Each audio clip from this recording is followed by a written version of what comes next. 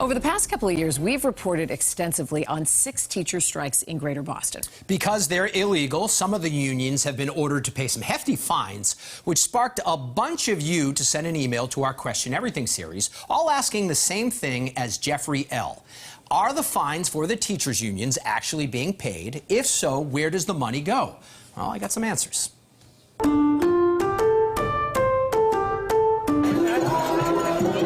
The chants, the signs, the honking horns. There's even been music.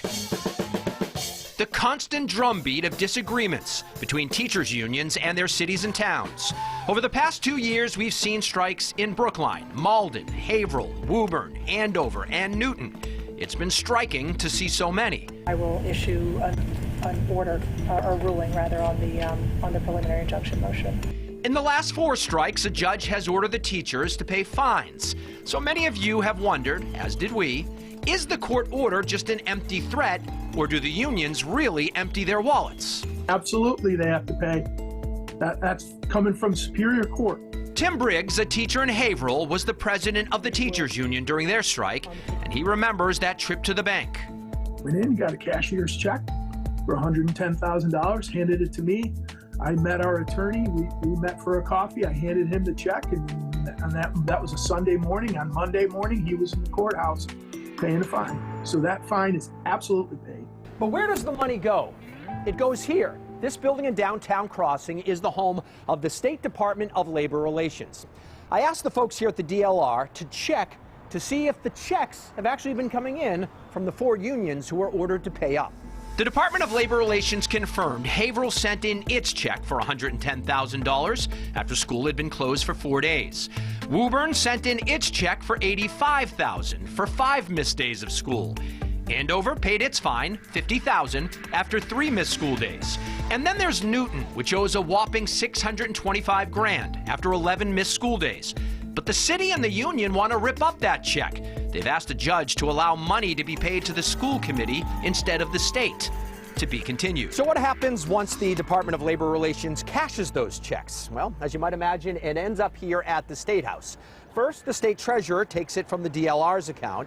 Then it goes to the state comptroller, who puts it in the Massachusetts General Fund, which, generally speaking, is a big pile of cash, billions of dollars, that's collected from the cities and towns throughout the year, to be spent on whatever lawmakers decide to spend it on.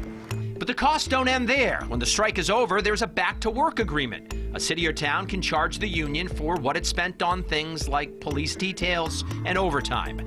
In Woburn, the union had to pay the city $225,000. In Andover, the town decided to waive the fees.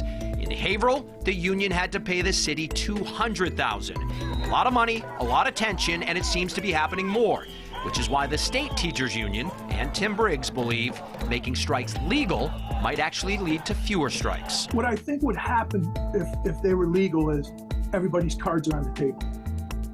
And we have true bargaining. We don't have true bargaining right now. There's no true bargaining going on.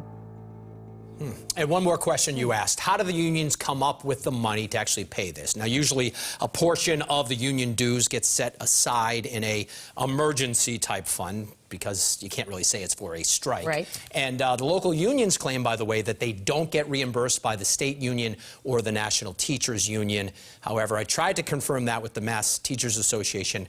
They didn't get back to me. I tried several times. That's really interesting. A lot of people asking that question. There are lawmakers who want to make teacher strikes legal, so that may be the next debate in all this. It'll be interesting to see how it changes things, but we're seeing more of them, no question about that. If you have a question you want answered, let us know. Send an email to questioneverything@cbsboston.com.